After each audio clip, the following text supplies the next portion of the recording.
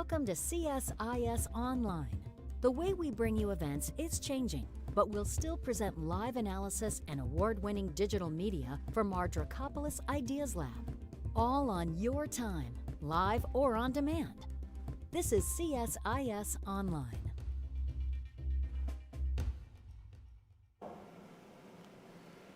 Good morning, ladies and gentlemen. We're here today to introduce a book by a professor at the University of Texas, Zoltan Barany, The Armies of Arabia, a book which I think has special importance at a time we are beginning to cope with the impact of leaving Afghanistan, the final stages, we hope, of a conflict in Iraq against ISIS, all of the instabilities of dealing with Iran, and shifts in our strategy that are focusing now more on China and Russia than they have for the last 20 years. So with that brief introduction, let me focus, or have Professor Barany focus immediately on the book and give you a summary of some of its key contents. Well, thank you very much, Tony. Thanking you for the opportunity to talk about the book. And it's nice to be here at CSIS, where, as a result of your facilitation, I have been an associate fellow for 6 years. And I gained a great deal from having published some of the pieces that eventually found their ways into this book. So my ambition when I started to think about this book was to write a comprehensive analysis in a holistic kind of way about the GCC armed forces and military politics. The central research question that I had was, I think, could not have been more obvious for anyone who has even a passing familiarity with these armed forces, is how can we account for their ineffectiveness despite their privileged material endowments. And so in this book, after thinking about this at length, I argue that the lackluster performance of the Gulf armies is maybe explained by a combination of political and structural variables, which are really rooted in the type of state that these countries have, the monarchical state, and some socio-cultural variables.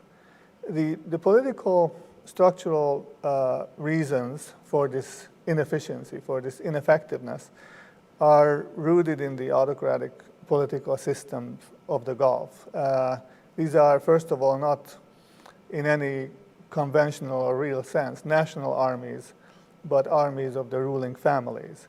And from this, it essentially follows that the main function of these militaries is not the defense of the nation, but ultimately the protection of the monarchical regimes from their challengers, especially potential domestic challengers. Another issue that lies in the structural properties of the absolute monarchy that impose limitations on civil-military relations, creating a reason for the ineffectiveness of the armies, is that these militaries are hampered by despotism, meaning that a single person often makes key decisions that are unfettered by any involvement of other elites, let alone representative institutions, which they do not have, with the partial exception of Kuwait. They are also damaged by nepotism and tribalism, which directly contradicts one of the key fundamental pillars of effective armies, which is meritocracy. A third important structural reason for their ineffectiveness is that the monarchies create rival military institutions to balance the regular armed forces in order to preserve their rule and to ensure that potential coup attempts could be prevented or defeated, and also in order to generate plum positions for members of the royal families and for their tribal allies. So these institutions are heavily compartmentalized, and they often do not know what the other institutions do, which is also obviously by design. They also compete for resources and influence and attention from the royal families, and this policy is particularly harmful to developing one of the key aspects of modern warfare, which is joint operations. It's impossible with this level of compartmentalization. And all of this is by design, and I should say that when I began this point, I suggested that the key objective was the prevention of coups, and they have been very successful. There have been no military coups in the Gulf since some early attempts in the 1970s that didn't go anywhere in Saudi Arabia. A fourth major structural reason is, and this is really, I think, underlying not only civil-military relations, but also U.S. Gulf relations, is that these families do not in any way expect to field armed forces that are capable of defending their countries or their regimes from the stronger militaries of the regional neighborhoods.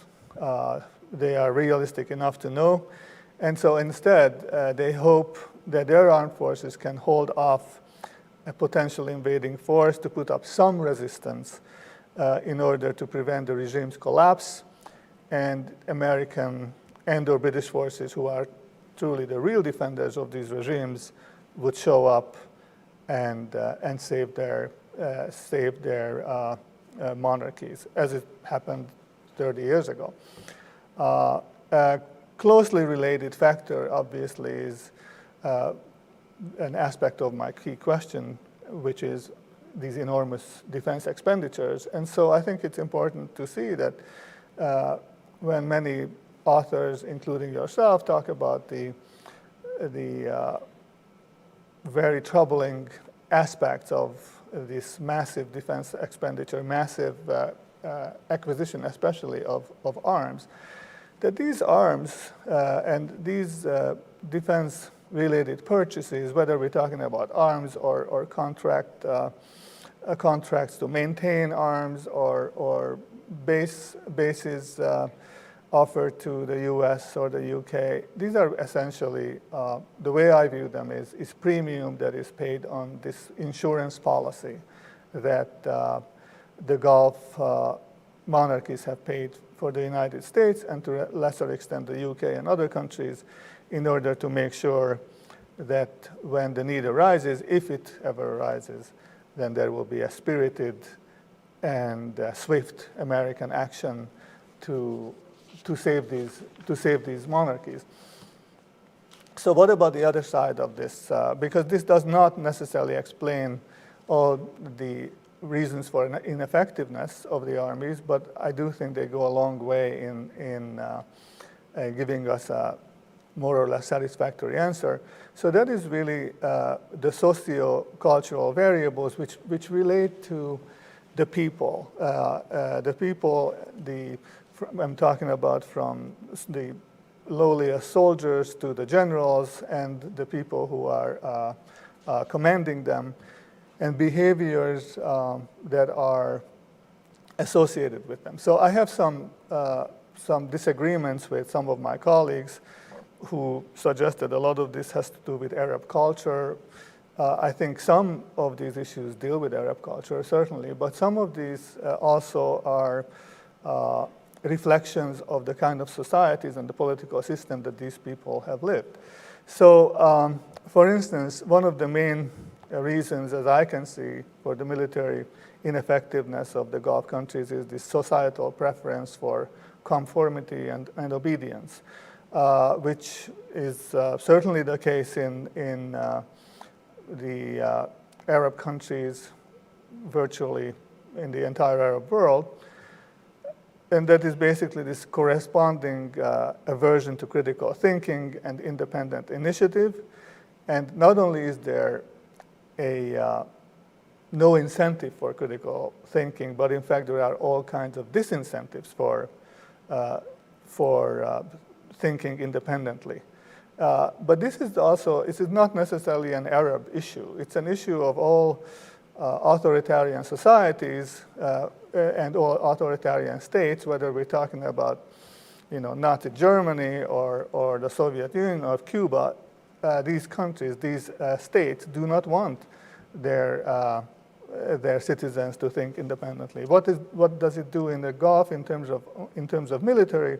The military aspects of this issue is that because the Gulf officers are not used to critically evaluate, for instance, alternative scenarios, they tend to perform poorly in settings that require personal initiative or present them with unanticipated situations. So I have had a number of trainers, British, American, and Colombian trainers in the Gulf tell me that even the better air forces of the region, the pilots have become very competent at taking off, going to place Z, discharging their payload, and coming back. But as soon as there are new and unanticipated circumstances that would require them to evaluate alternative scenarios, then trouble really begins. And many of them leads this back to this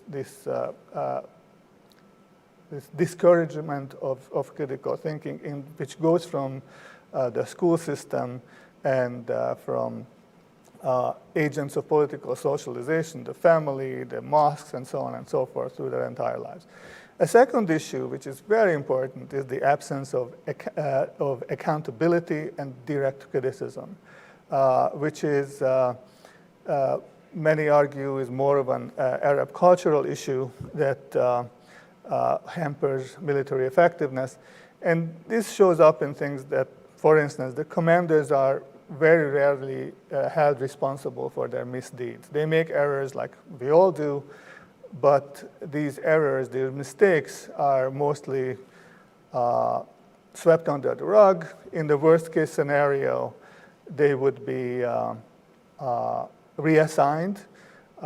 More likely, they would have a very cushy retirement. But the point is that there is very little, in fact, none that I can remember in my more or less decade-long research. I never heard of a case when somebody was held actually responsible, let alone publicly responsible, for a major mistake, and that was acknowledged, recognized, and then the mistake was identified. Where the wheels got off the track was analyzed, and then, okay, this is the lesson we can learn from this. This kind of thinking just doesn't seem to be there.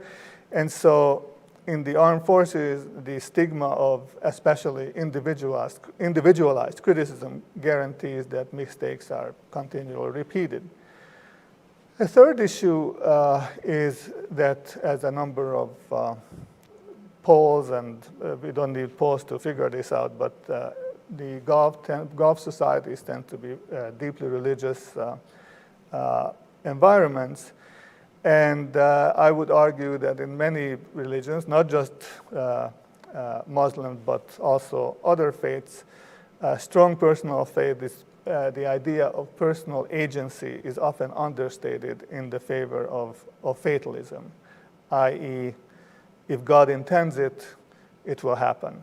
In other words, the belief that conclusions are already predestined by a higher being and one's power to shape outcomes is more limited than it actually may be, occasionally or even often causes subpar performance. So many people in the Gulf, military experts, both Gulf nationals and Western trainers, for instance, say that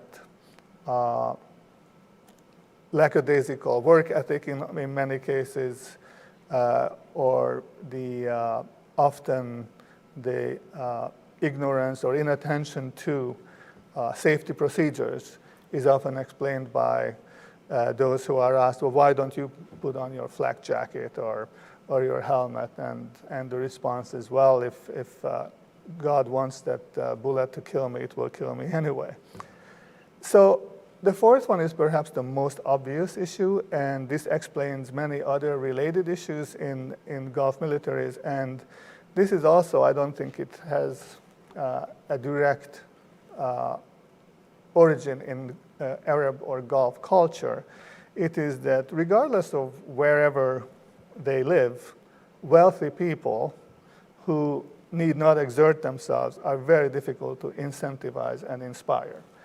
And the fact is that the citizens of the three richest Gulf countries, Kuwait, Qatar, and the United Arab Emirates, especially from the Emirates of Abu Dhabi and Dubai, are wealthy just by the fact of having been born as citizens of these countries.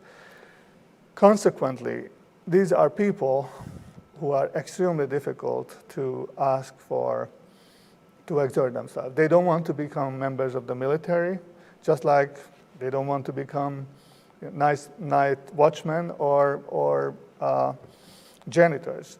I think that this would be in any other country. I don't think that necessarily it's an Arab issue, but it is no coincidence that the conscription, which was in some ways was introduced in the 2010s in the Gulf, was introduced in the three richest countries, Kuwait, Qatar, and the UAE, and not in the others. It is much easier to find soldiers in Oman, which is, comparatively speaking, of far more modest endowments than Qatar and so on. Although recently, with changing labor policies, this has changed. But the fact is that the bulk of the Arabian armed forces personnel are often poorly motivated and personally indifferent, can be directly linked to the absence of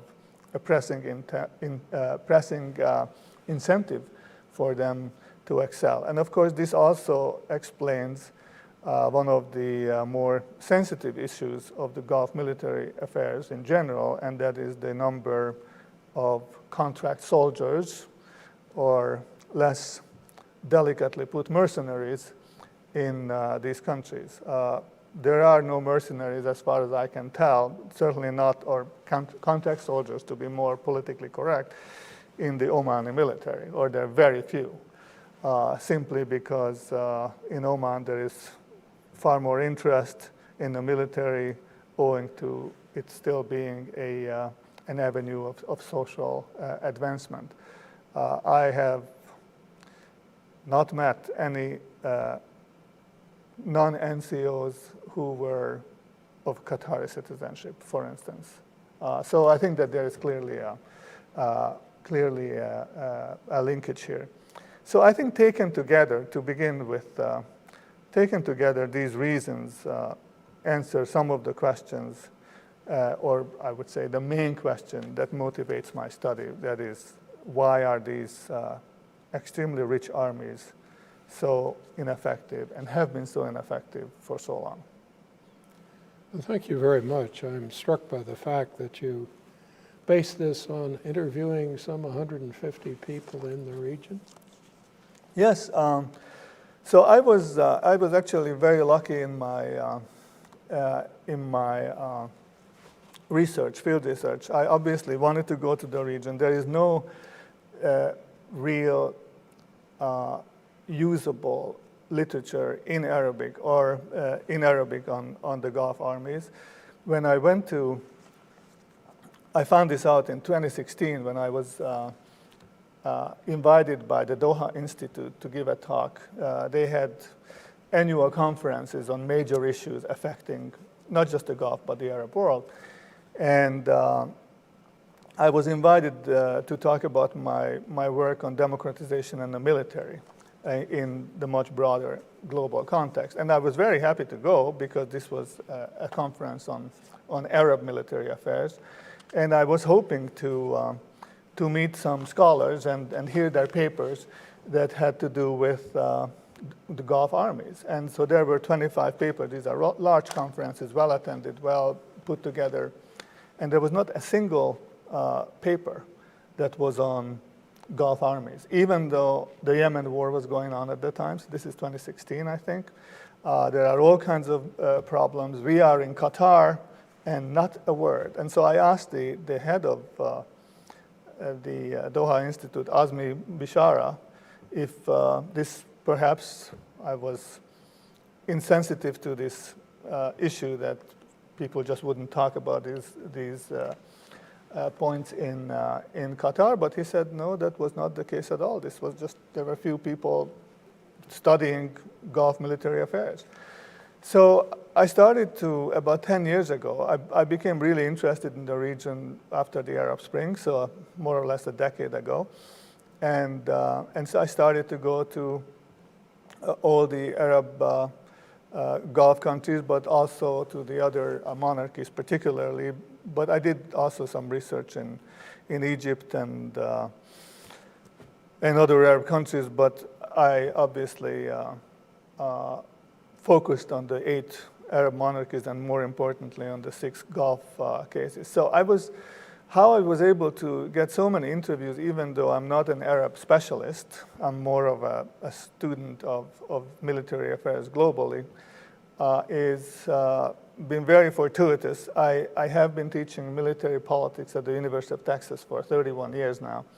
And in my classroom, I had a number of foreign area officers during this time, maybe about 50.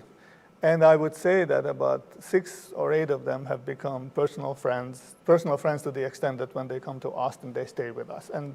And when I started to work on armies around the world, I was able to call upon them so they would, foreign area officers, as many of you probably know, is more like a fraternity. So they all tend to know each other or at least know of one another. So when I decided to start going to the Gulf, then I would just call up one of my friends and say, could you put me in touch with the defense attaché in Oman or the Office of the Military Procurement in Doha. And I would invariably get an introduction, and then depending on how we hit it off, these people would put me in touch with locals, but also obviously share their insights, not for citation, obviously. I was able to meet many local officers this way, and quite a few generals, but also U.S. and especially UK military instructors, some instructors actually from Latin America, but also sheer luck sometimes helped. I found that one of my academic colleagues had a brother who was a general in one of the Gulf armies. And I also want to mention that my pieces on the CSIS website helped. I remember the second piece I wrote for you, Tony, was on the Bahraini military. And 3 days after that paper appeared on the website, I got a call from the Bahrain Defense Ministry.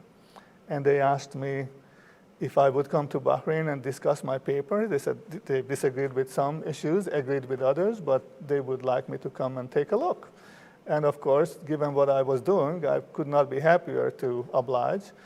And when they asked me, I gave a few talks, and they asked me what kind of honorarium would I like to have. I said, I wouldn't want any honorarium. I would like to have introductions in other GCC countries of their colleagues. And so they were, in most cases, happy to oblige. So this is how all these 150 plus interviews came about. Well, it certainly shows up in your book. I think I was struck by the fact that you began with a very solid historical introduction rather than a snapshot of the present. And most of the book is comparative. It deals with individual countries rather than talking about a region or some kind of generalizations about Arabs or Muslims. I was also a little struck, and this perhaps would be my own background, that a lot of the problems that you surfaced here are not ones I didn't find in NATO when I was working for the NATO International Staff or working in Asia dealing with Asian militaries. I think that you often find different reasons, but one thing that does strike me is that if you do not have a highly effective civil government, if you do not have real barriers to corruption, if you do not have some degree of transparency, so people are not necessarily personally held accountable, but the service, the function you perform is held accountable, it almost doesn't matter where you are. You end up in many ways with a lot of the problems and effectiveness you outline in your book. Mm-hmm. Yes, I think that it's very true that in Southeast Asia, in Asia in general, but also in many areas of many countries, the political system really decides whether or not you have civil-military relations that are democratic. And this is really easy. What do we mean by democratic civil-military relations? We really mean that an institutionally balanced control on the armed forces. So it's not just the executive, but executive and legislative control balanced over the military. That is not the case in the vast majority of nations. And so what happens in my view in the Gulf countries is really, obviously these are authoritarian states, absolute monarchies, not quite all that different in some respects from Louis XIV's absolute monarchy. But what is really striking is the tremendous, even incredible effect that one individual can mean on this kind of a political system. So it can be a positive, relatively positive influence. And the Gulf has had some great leaders in the past. So you mentioned that I had, when I began the book, I didn't want to have a synthesized history because I didn't think that was necessary, but I did mention 6 key issues that I thought were very helpful to understand the current Gulf. And so one is tribalism, the British legacy, also some historical critical junctures more recently, like the invasion of Kuwait and the Arab Spring.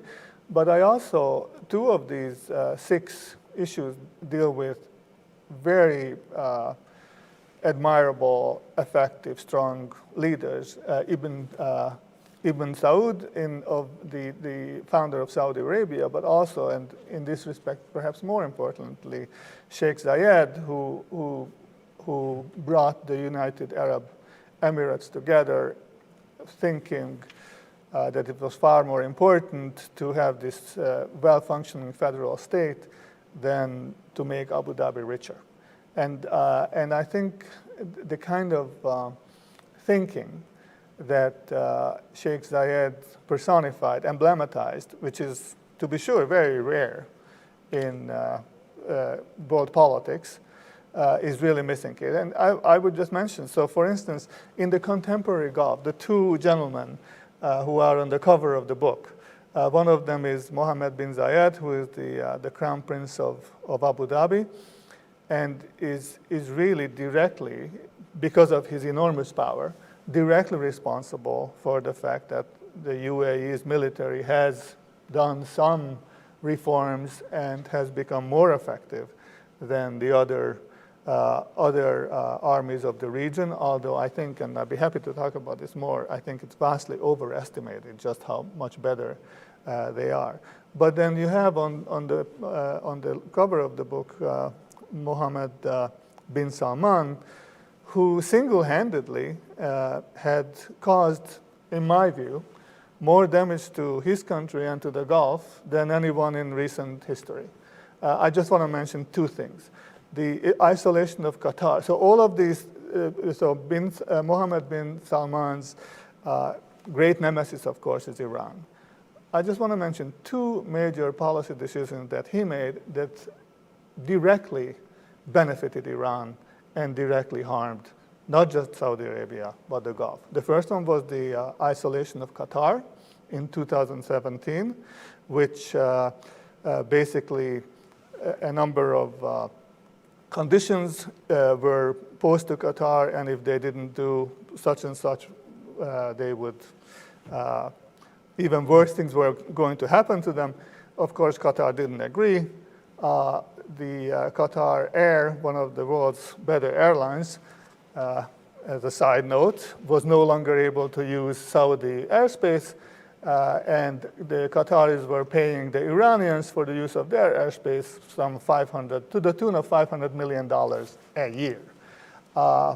Nothing happened, of course. Qatar is back into the fold with this kind of tense truce, but clearly the beneficiary of this, none other than Iran, the intended the nemesis of the Gulf. And the second, and I don't want to waste too many words on this, is the war in Yemen, which even though Saudi Arabia Saudi forces were humbled in 2009-10 on the border war between Yemen and Saudi Arabia, a few months after becoming defense minister of his kingdom, the war was started. Clearly, this is not a decision that was reached in any kind of coalition. There are all kinds of evidence, I marshal it in the book, that it was a single decision of the Crown Prince without lining up coalition people, although claiming to have lined them up. In the case, there was an embarrassing diplomatic incident with Pakistan.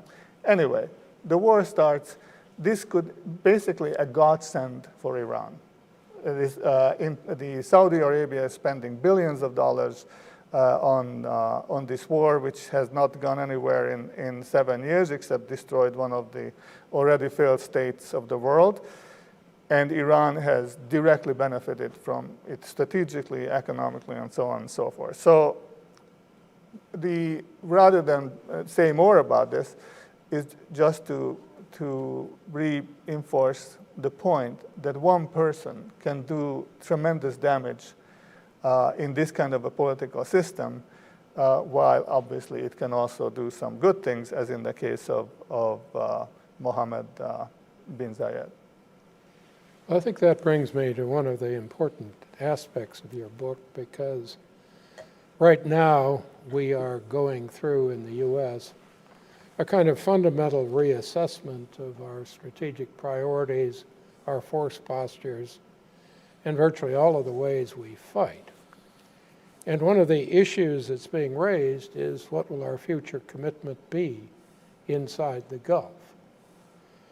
Now, one thing is clear, that commitment depends on our strategic partnerships with the Gulf military forces.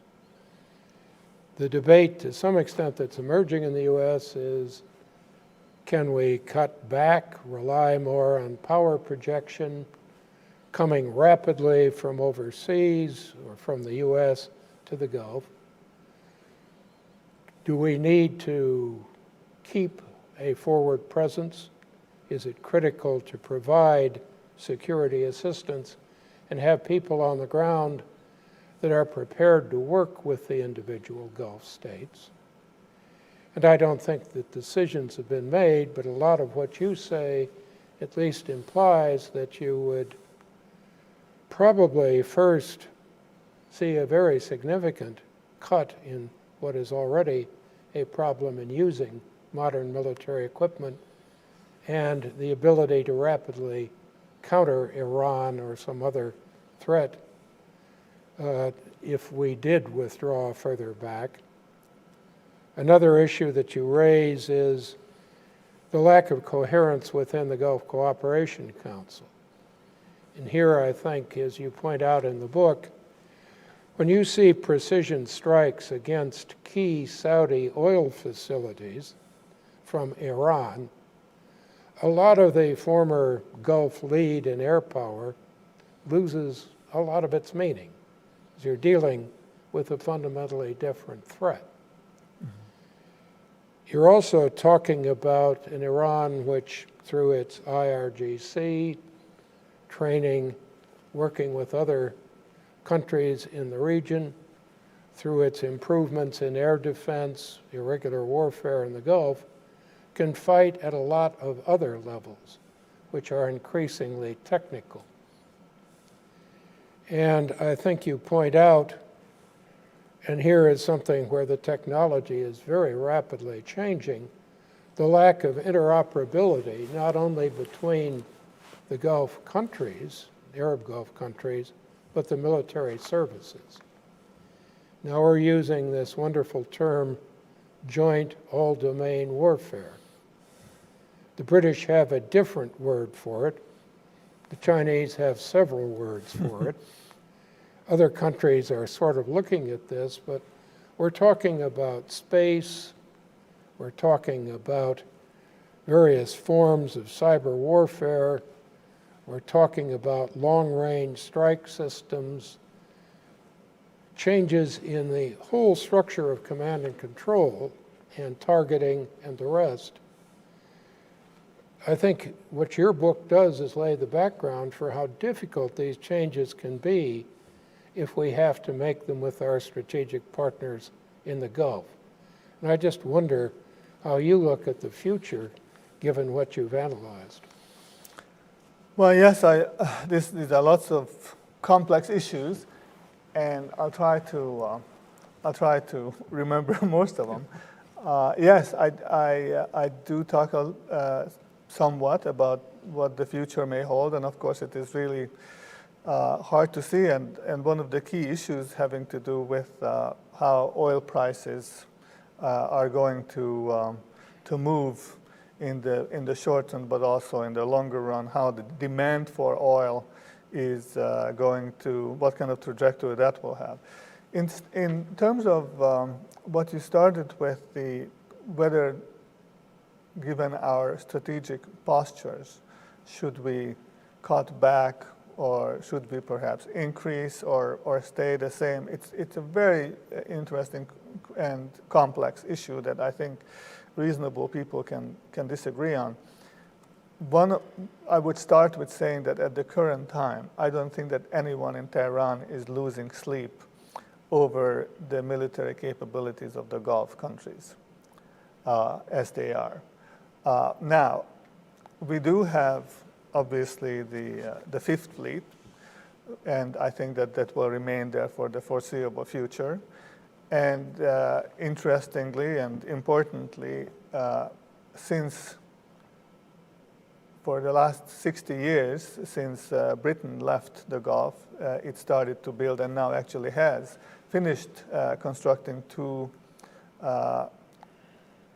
important and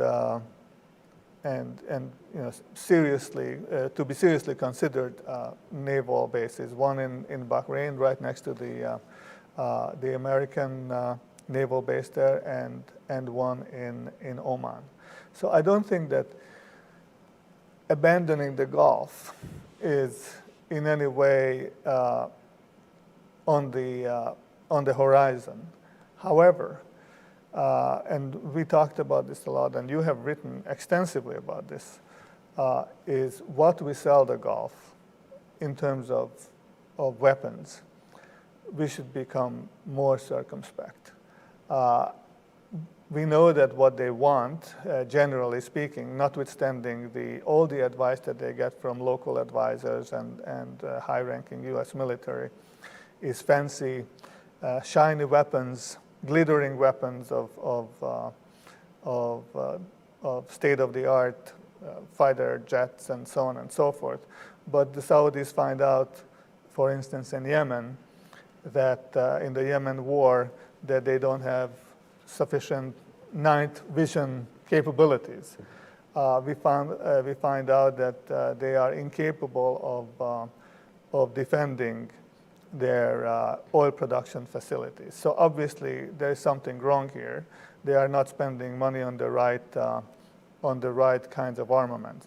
At the same time, and anyone who's ever served in the Gulf would know that they buy the shiny weapons, and in many cases, I would say in most cases, they are incapable of using them properly, and certainly cannot use them to their optimal level. These are advanced weapons. The using or operating of which, as you know, takes long months and months of training, which these countries, these militaries simply do not have. So I certainly understand the political imperative of keeping Boeing factories humming in St. Louis, Missouri, which is, I think that's the plant that the most recent Qatari purchase is keeping alive for a few more years. But if we are truly interested in our own strategic interest and in trying to help the Gulf, we should reconsider the kind of things, the kind of weaponry that we are selling to them. You have written extensively about Iran's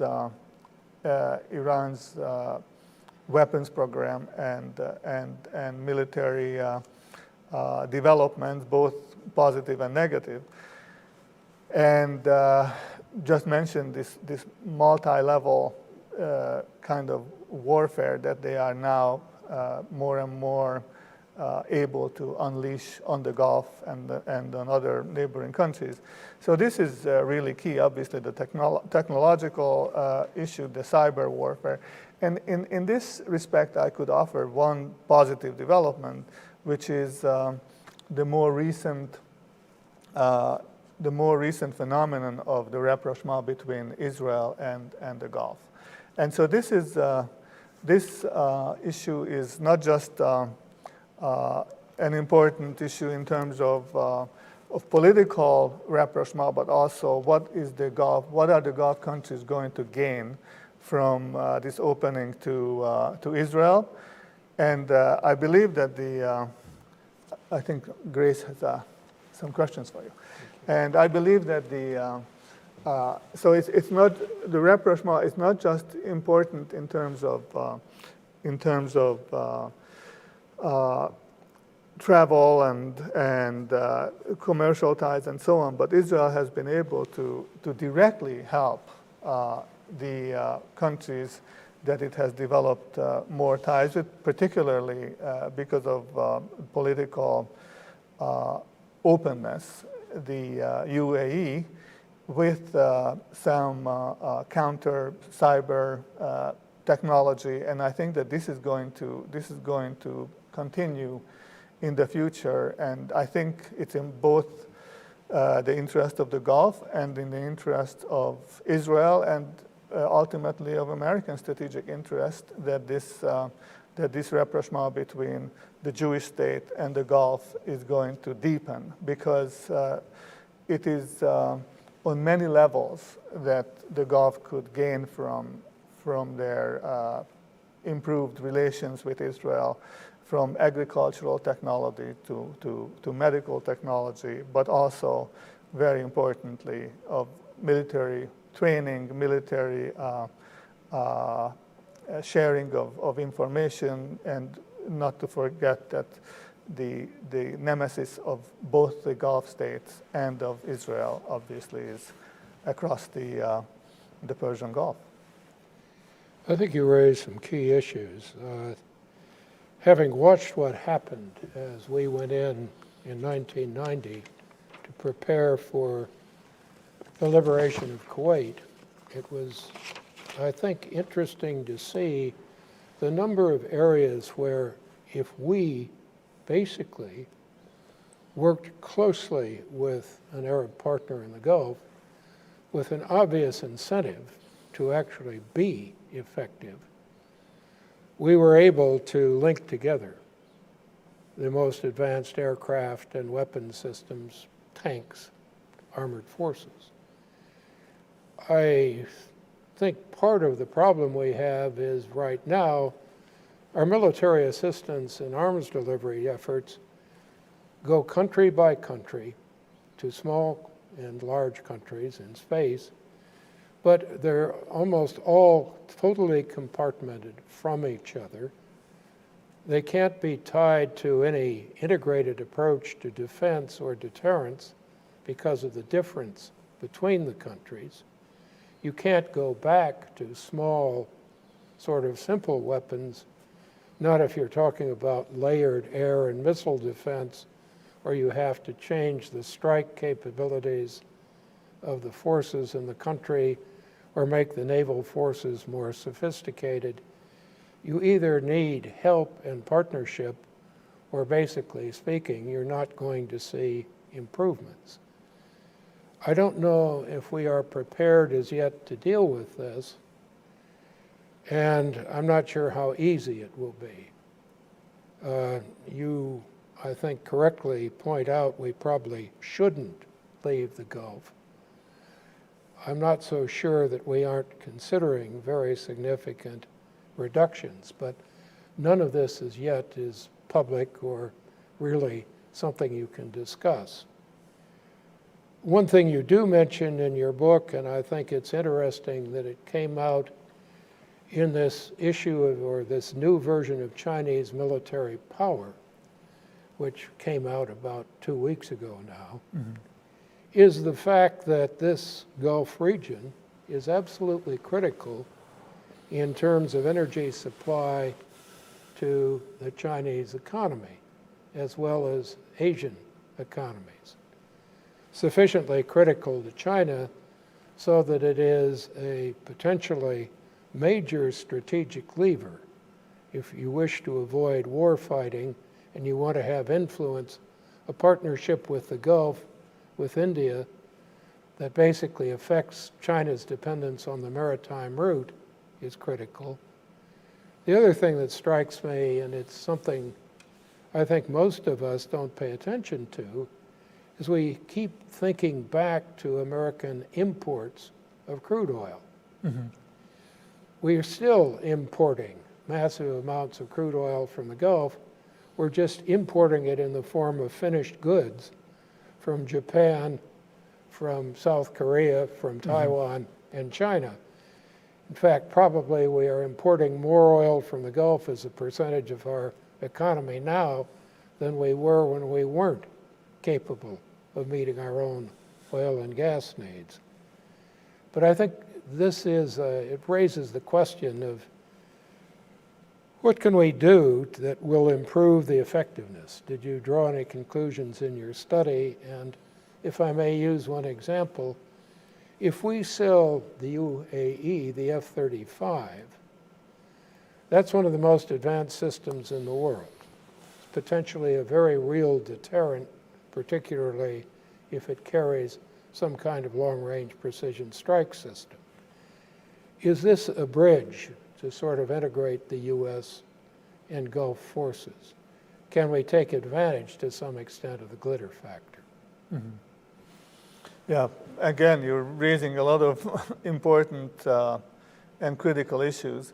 And so I just wanted to say that one of the key patterns or the key themes that runs through my book is the issue of waste and in the Gulf. And I mean waste in many ways. Waste in terms of personnel, that for instance, in Saudi Arabia and Bahrain, potential Shia soldiers need not apply because they are kept away from the armed forces for political reason. Waste that the NCOs, there is no functional NCO corps, non-commissioned officers who in most modern and professional armies are the bridge between the enlisted men and the officer corps, but also waste in terms of the kind of rank structure of the officer corps, where essentially if you don't do something really stupid, you're going to make it a colonel, rather than weeding out people who are incompetent and letting their positions go to younger people. But more importantly, it's also waste, or just as importantly, it's also waste of institutions. And here I'm getting closer to one of your key points. Institutions that I mentioned, the compartmentalized rival military institutions that are a drag, a brake on military effectiveness. But the institution that I'm most interested in, and I think that for the future of the Gulf is far more important than all this, is the Gulf Cooperation Council. The thing that for me is the most striking, that it would be hard to imagine a region in which there are 6 countries that share so much in terms of language, of culture, religion mostly, way of life, economic system, political system, and so on and so forth. If you look at regional organizations in the world, ASEAN, EU, and so on and so forth, it's just striking how much more these Gulf countries have in common. And yet, they can't get along on very, very basic things. And most of these disagreements go back to what you and I would consider petty squabbles and jealousies and trust issues. And if you just consider the military, I have a number of tables in my book that I'm not going to bore the viewers with. But anyway, if you add up all the soldiers, whatever their quality may be, the hardware, the bases, the capabilities of these 6 countries, you could actually end up with a serious military force. All you need to have is, first of all, and most importantly, the political will to make something of the Peninsula shield, which is, as we know, is a shell. There are some Arab writers who talk about it as if it were something real, but I know that it is not. But also in terms of if the training would involve multiple countries, as you say, that not just countries that are dealing with Qatar separately, Bahrain separately, the UAE separately. All of these people, they speak the same language, they have the same, more or less the same values, the same religion, and so on and so forth, and same history, and much, much else. It would be so much better for the United States to be able to cut back our commitments and put them someplace else, because we could entrust the Gulf with a little more with their own defense. Obviously, I cannot foresee time, not in the foreseeable future, in which we would not have a serious commitment to the Gulf security, but we would be able to make that commitment far more more credible, but also more sort of user-friendly for our purposes, that we could perhaps shift some of those resources and manpower to other places.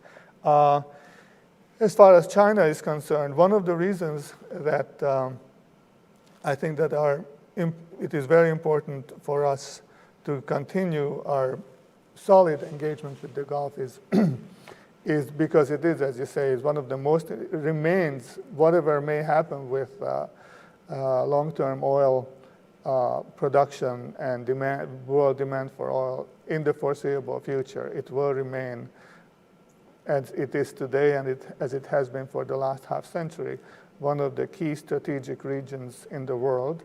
We are in a good position there, and to leave that position or to surrender it to another country, another strategic power, I think it would be a big mistake, even if, as it is often pointed out, the United States is paying for the security of the Gulf oil shipments to China and various other places. As far as the F-35 fighters are concerned, I think you're absolutely right. If we could somehow bridge this very modern weapon, which, as you say, is probably the best fighter jet of our day. And if selling it to the UAE, which may be a kind of a questionable proposition, but I think that if once again, the Israeli Gulf relationship and the Israeli Emirati relationship might have something very positive on that level as well, in terms of training, in terms of establishing more confidence, and I think it might also be ultimately a good, a positive development for U.S. Foreign policy. Well, I think you hit on quite a number of strategic issues, and I have to say that having spent a great deal of time in the region and having several centuries ago been stationed in Iran, it's interesting to me to just read through a lot of the details in the book. There are an awful lot, I won't say stories, but anecdotes that set the stage and really give you a clear impression of what life is like in the individual forces in the region. And I think that often is critical because it is so easy to make sweeping strategic judgments without paying attention to what they actually mean in human terms or the practical ability to implement them. Now we have just a few minutes, and I don't know if you have any final points you'd like to raise, but let me give you the option. Well, thank you. I think that for me, one of the most rewarding things about this project, which really took, well, in some ways 10 years, was meeting people.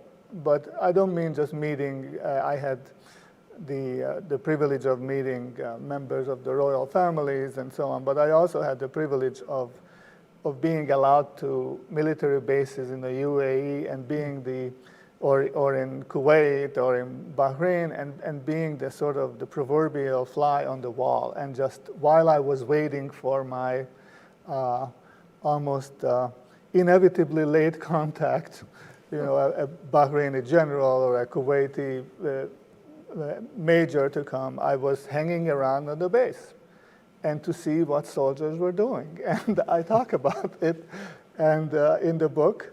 And it is really, so what I do is comparative politics and do comparative military politics. And I think it's very rewarding, but it is impossible to understand these countries unless you go there and spend some time. And it may not always be very pleasant, but it is extremely interesting. And so I was just very pleased that I had the opportunity to spend this time there, and very pleased also that you give me the opportunity to talk about the book. Well, let me just again remind everybody that the book we're talking about is this one. It's The Armies of Arabia. It's on the Oxford Press.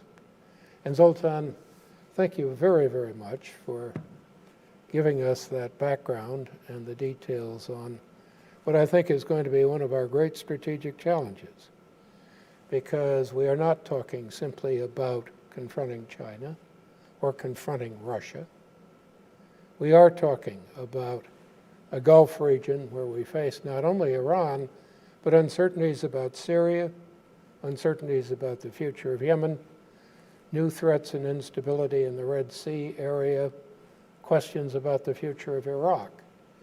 So like what is happening in the Koreas, this is one of the 4 areas which we really have to have a new strategic approach to. And I think your book makes a real contribution to an understanding of this critical area.